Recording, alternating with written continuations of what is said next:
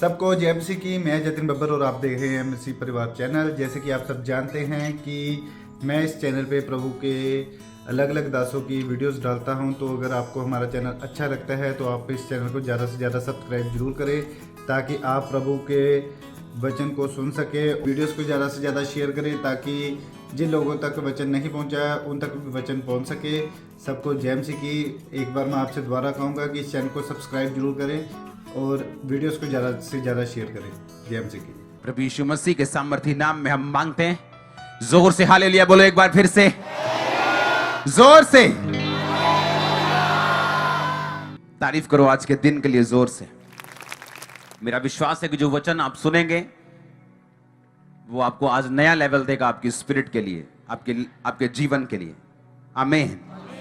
क्योंकि जब भी आपकी आत्मा ब्लेस होती तभी शारीरिक ब्लेसिंग्स भी आपको फॉलो करती।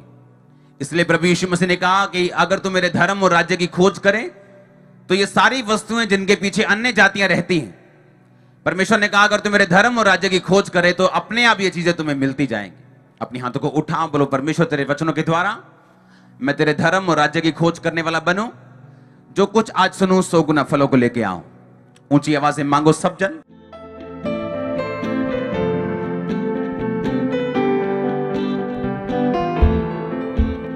प्रभु यीशु मसीह के सामर्थी नाम में हम मांगते हैं। यशायाह 9 उसकी 6 आयत।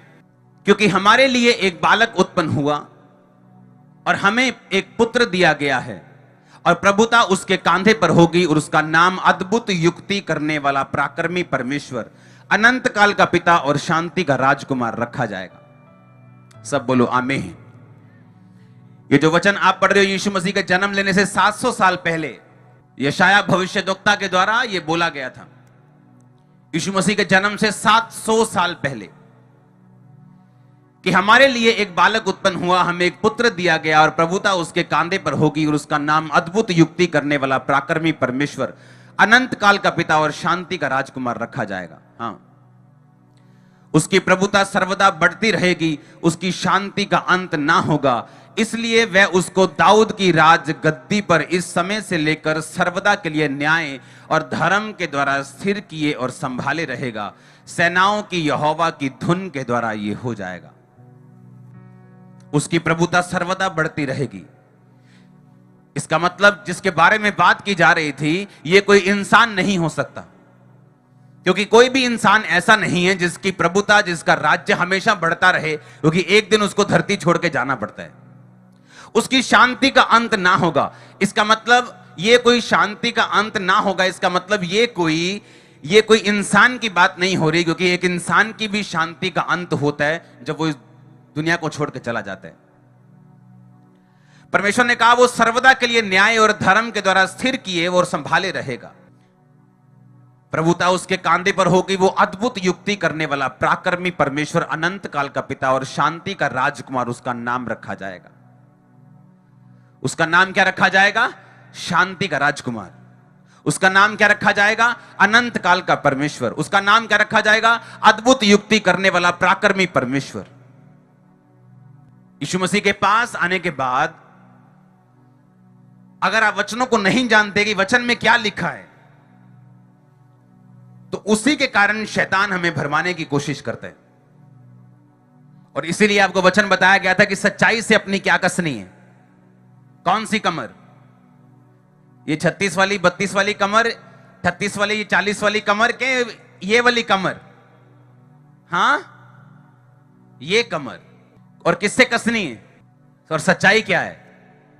परमेश्वर का। उसने कहा सच्चाई से अपनी कमर कस, ताकि शैतान जब तेरे इसी बुद्धि में, इसी दिमाग में अटैक करने के लिए सवालों के साथ, अविश्वास के साथ, व्यभिचार के साथ, पाप के साथ आए, तेरे दिमाग में इतना वचन हो तो उसका सामना कर सके। जब भर्ती होती है सिपाही की तो उसको बताया जाता है कि अपने सीनियर का तू हुक्म मानेगा। अगर तेरा सीनियर बोलेगा कि तू 10 की तुम्हारी स्ट्रेंथ है और तुमने 100 के साथ लड़ना है, तो तुम मना नहीं कर सकते।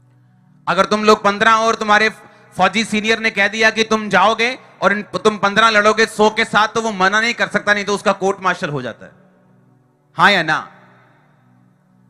और बाइबल कहती परमेश्वर का नाम रखा गया अद्भुत युक्ति करने वाला परमेश्वर। अपने होंठों को खोलो और बोलो अद्भुत युक्ति करने वाला परमेश्वर। आमीन। अब एक वचन हम पढ़ेंगे निर्गमन से, उस वचन पे हम ध्यान लगाएंगे। लिखा, जब फिरौन ने लोगों को जाने की आज्ञा दे दी, तब यद्यपि फिलिस्तियों के देश से होकर जो मार्ग जाता है वह छोटा था, तो भी परमेश्वर यह सोचकर उनको उस मार्ग से नहीं ले गया, कहीं ऐसा ना हो कि ये लोग रास्ते में लड़ाई देखें और लौटकर मिस्र को लौट आएं। इसलिए परमेश्वर उनको चक्कर खिलाकर लाल समुद्र के जंगल के मार्ग से ले चला और इजरायली पांति बांधे हुए, लाइन बांधे हुए मिस्र से निकल गए।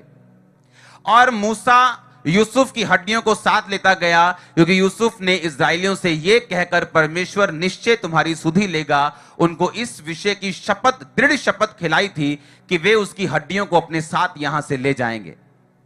फिर उन्होंने सुक्कोत से कूच करके जंगल की छोर पर एताम में डेरा किया, और यहोवा उन्हें दिन को मार्ग दिखाने के लिए बादल के खंबे से और रात को उजाला देने के लिए आग के खंबे में से होकर उनके आगे आगे चला करता था, जिससे वो रात और दिन दोनों में चल सके। ऊंची आवाज से बोलो आमीन।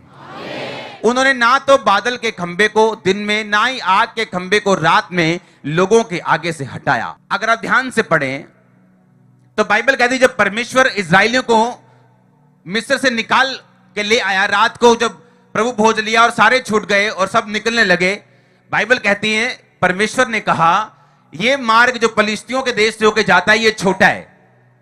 ये रास्ता क्या है? यानी सामने कनान देश था, कुछ ही पैदल कुछ ही घंटों का रास्ता, पैदल 3 दिन का मार्ग लिखा बाइबल में, पैदल। लेकिन बाइबल कहती परमेश्वर ने कहा मैं जानबूझ के इनको छोटे रास्ते से लेकर नहीं जाऊं। और बाइबल कहती परमेश्वर लंबे रास्ते से ले गया। आगे आयत में लिखा कि परमेश्वर उनको चक्कर खिलाकर, बोलो चक्कर खिलाकर। ये चक्कर किसने डाला? शैतान ने। किसने डाला?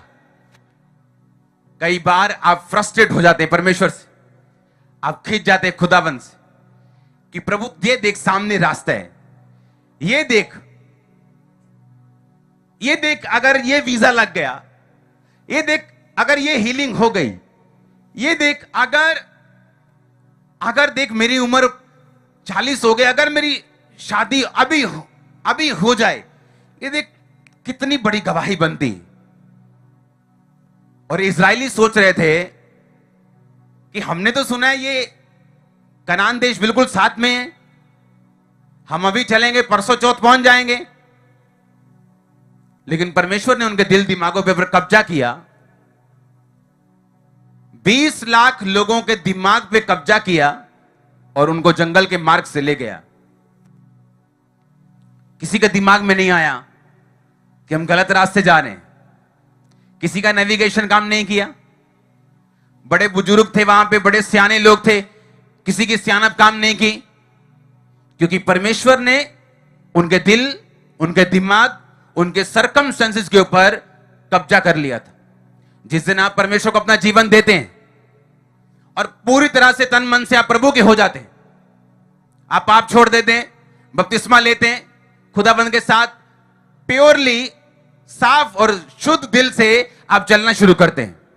लेकिन फिर भी ऐसी इंसिडेंट, ऐसी घटनाएं, ऐसी चीजें आपकी लाइफ में होती हैं, आपको लगता है ये नहीं होनी चाहिए थी, आपको लगता है ये नहीं होना चाहिए था। अगर परमेश्वर ऐसा कर देता तो क्या जाता? मेरे ग्वांडी का ब्याह हो ही गया, उन्हें तो बरकत मिली गई है, ओदा भी तो वीजा आ ही गया। लेकिन परमेश्वर जानता था कि अगर ये बरकत इनको अभी मिलेगी, ये लंबा रास्ता तय नहीं कर सकेंगे, और जैसे ही फिरौन राजा इनके पीछे मारने के लिए आएगा, ये भाग जाएंगे। और परमेश्वर उनको जंगल के मार्ग से ले गया। अब सामने क्या था? समुद्र, और पीछे क्या था? फिरौन की सेना। जब उनको मारने के लिए वो आया, अब उनके पास कोई रास्ता नहीं था पीछे भागने का। तब परमेश्वर ने काम किया, और क्या किया? समुद्र को 2 भाग किया। अगर परमेश्वर उनको आसान रास्ते पे लेके चलता वो कभी भी परमेश्वर के बड़े काम को अपनी जिंदगी में ना देख पाते। अगर परमेश्वर उनको आसान रास्ते पे लेके चलता, वो परमेश्वर की महिमा को अपनी लाइफ में कंप्लीटली कभी ना देख पाते। कितने मेरी बात को आज समझ रहे हैं? परमेश्वर ने कहा मैं उनको चक्कर खिलाकर उस रास्ते से लेके जाऊंगा जो लंबा है। क्रिश्चियनिटी में अगर ऐसे दिन नहीं आए जब आपको फ्रस्ट्रेशन होती कि ऐसा क्यों हो रहा है, ये मेरी लाइफ के साथ ऐसा क्यों हो रहा है, ये मेरी चर्च के साथ ऐसा क्यों हो रहा है। हर चर्च की अलग अलग कहानी। अमेरिका में एक चर्च थी, वो चर्च बहुत जल्दी ग्रो हुई, बढ़ती गई बढ़ती गई बढ़ती गई, और वो टेंट में चर्च लगाते थे। और उस चर्च की टेस्टिमनी है कि जब भी वो कोई जगह देखने के लिए जाते थे और जगह लेते थे, वो जगह में हमेशा गड़बड़ निकलती थी और हमेशा उनको पैसे वापस लेने पड़ते थे, उनका सौदा कैंसिल होता था हमेशा, जब भी उन्होंने कुछ करना। और ये एक बार, दो बार, 7 बार, 10 बार नहीं, कितनी बार उनके साथ।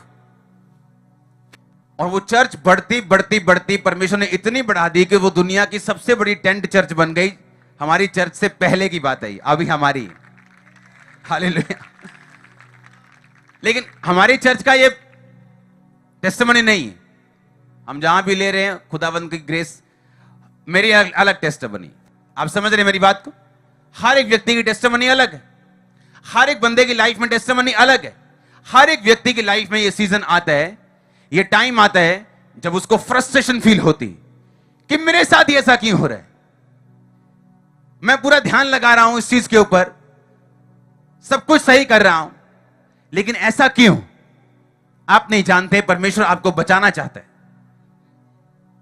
उसकी लाइफ, आपकी लाइफ के लिए उसका प्लान बड़ा है, जो अभी आप अपनी इन आंखों से और इस समझ से नहीं देख पा रहे।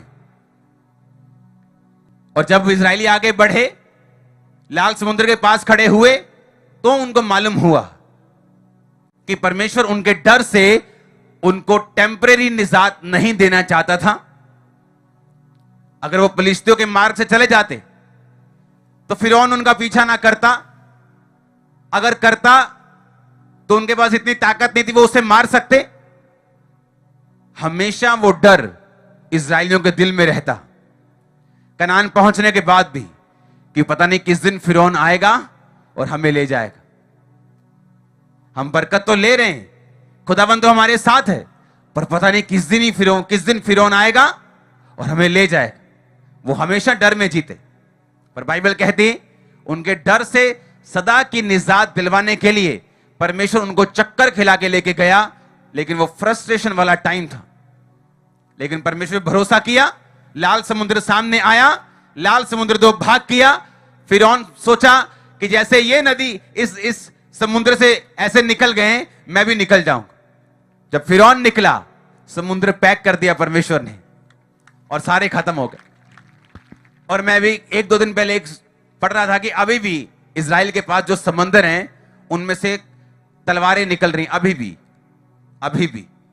जब हम क्रिश्चियनिटी में चलते हैं, जब हम परमेश्वर में चलते हैं, मेक श्योर, ये पक्का कर लो कि आपकी लाइफ पवित्रताई में, आपकी लाइफ प्रेयर में, आपकी लाइफ फास्टिंग में होनी चाहिए। उसके बाद जो कुछ भी आपकी लाइफ में होगा, वो डिवाइनली परमेश्वर के द्वारा वो डायरेक्ट किया होगा। वो चाहे नीचे का रास्ता हो, दुखों भरा हो, चाहे सुखों भरा हो। आप मेरी बात को समझ जाओ ध्यान से। सबसे पहली बात, आपका कनेक्शन परमेश्वर के साथ होना चाहिए। आपकी लाइफ पवित्रताई, आपकी प्रेयर, आपकी लाइफ में कोई ऐसा पाप नहीं होना चाहिए जिसका आपने अंगीकार नहीं किया और छोड़ा नहीं। उसके बाद आपकी लाइफ में ऐसा टाइम आएगा, अगर आप रियल क्रिश्चियन हैं, तो जहां आपको यह लगेगा कि यह काम तो परमेश्वर 2 दिन में कर सकता है, लेकिन मेरी लाइफ में 4 साल क्यों लग रहे हैं, मेरी लाइफ में 5 साल क्यों लग रहे हैं, मेरी लाइफ में इतना टाइम क्यों लग रहा है। और वही चीज आपके अंदर उन गुणों को पैदा कर देगी जो परमेश्वर चाहता है वो पैदा हो, जो चमत्कार से पैदा नहीं हो सकते, बल्कि इस समय में जो आप परमेश्वर के साथ बिता रहे हैं, इसी समय में वो पैदा हो सकते हैं। इमेजिन करो, अगर परमेश्वर फिरौन की सेना से उनको निजात ना दिलवाता, वो हमेशा डर में जीते। अब परमेश्वर उनको चक्कर तो खिलाया, पर उनको अपने दुश्मनों से सदा के लिए निजात दिलवाई, अपने डर से सदा के लिए निजात दिलवाई और उनको फियरलेस आर्मी बना के परमेश्वर ने इस्तेमाल किया। आप जब भी परमेश्वर में चलते हैं, आप खुदाबंद में चलते हैं, ऐसी घटनाएं आपकी लाइफ में होंगी जहां आपको लगेगा कि परमेश्वर ऐसा भी तो कर सकता है, मेरी लाइफ में ऐसा भी तो कर सकते हैं, मेरी जिंदगी में मेरे पति को वो 1 मिनट में छू सकते हैं, वो तो मेरी पत्नी को ऐसे छू सकते हैं, मेरे फाइनेंस को ऐसे छू सकते हैं, मेरे घर वालों को ऐसे छू के अभी मुझे निजात दिलवा सकते हैं। लेकिन परमेश्वर की प्लानिंग आपकी प्लानिंग से अलग है। इसीलिए बाइबल में लिखा है, तेरी योजनाएं और उसकी योजनाओं में जमीन और आसमान का फर्क है, तेरी सोच और उसकी सोच में जमीन और आसमान का फर्क है। जब परमेश्वर आपकी लाइफ में काम करेगा, वो ऐसे परमानेंट ब्लेसिंग्स और तरीकों के साथ काम करेगा कि आप लॉन्ग टाइम ब्लेस होकर चल सके, आप टेम्परेरी ब्लेसिंग ना लें। आप समझ रहे मेरी बातों के नहीं? हां, समझ रहे कि नहीं? क्यों परमेश्वर ऐसा करेगा? अगर उसने सारी ब्लेसिंग किसके लिए बनी? आपके लिए बनी कि अन्य जातियों के लिए बनी कि पापियों के लिए बनी? बोलो, कि पापियों के लिए बनी कि धर्मी सफर करे और पापी एंजॉय करे? ऐसा है क्या? ब्लेसिंग्स आपके लिए बनी, लेकिन परमेश्वर ऐसी ब्लेसिंग आपको नहीं देना चाहता जो आप ही का नुकसान कर दे। आप अपने बच्चों को गाड़ी चलाने के लिए नहीं देंगे अगर उनको चलानी नहीं आती, वो जितना मर्जी उनको पसंद करते हो, जितना मर्जी रोएं चिल्लाएं, लेकिन आप उनको वो चीज नहीं दोगे जो वो हैंडल नहीं कर सकते। आप वेट करोगे। बालक जब तक, वारिस जब तक बालक है, लिखा यद्यपि सभी वस्तुओं का स्वामी है, पर उसमें और नौकर में कोई भी फर्क नहीं, क्योंकि जब तक वो बालिग नहीं होता, पिता के ठहराए हुए संरक्षकों यानी पिता के ठहराए हुए नौकरों और सुरक्षा करने वालों के वो अधीन में रहता है। अब एक बालक जो बालिग नहीं हुआ, वो भी उसी घर में खाता है जैसे नौकर खाता है। कपड़े नौकर भी पहनता है, उसका बेटा भी पहनता है। नौकर तिजोरी नहीं खोल सकता, उसका बेटा भी नहीं खोल सकता। नौकर की प्रॉपर्टी पे कोई अधिकार नहीं, उसके बेटे का भी कोई अधिकार नहीं, वो बालिग नहीं। कहा तुम में और नौकर में कोई फर्क नहीं अगर तुम बालिग नहीं हुए। और आत्मा में ऐसा हो सकता है कि आप 40 साल चर्च जाएं, पर आत्मा में अभी भी आप छोटे बच्चे ही हो। ऐसा हो सकता है कि आप 20 साल से चर्च के मेंबर हो, लेकिन परमेश्वर की निगाह में अभी आप बालिग नहीं हो। परमेश्वर ने कहा एक छोटा लड़का उनकी अगुवाई करेगा। पता है क्यों? क्योंकि आत्मा में जो मैच्योरिटी है, वो उम्र का उससे कोई लेना देना नहीं, वो समझ से लेना देना है, जितनी आप परमेश्वर की समझ रखते हैं।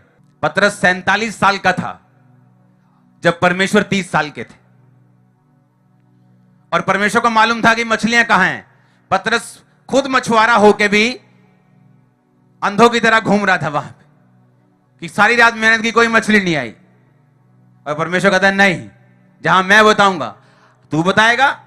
तू तो कारपेंटर है परमेश्वर, हां तू ये बता कि दरवाजा अच्छा कैसे बनता है, सलीब अच्छी कैसे बनती है, घर कैसे अच्छा बनाना है, मछली कहां मिलेगी मैं बताऊंगा। परमेश्वर ने कहा जा और गहराई में जाल डाल, और इतनी मछलियां आई कि जाल फटने लगे। दूसरों को बुलाया, उनके फटने लगे।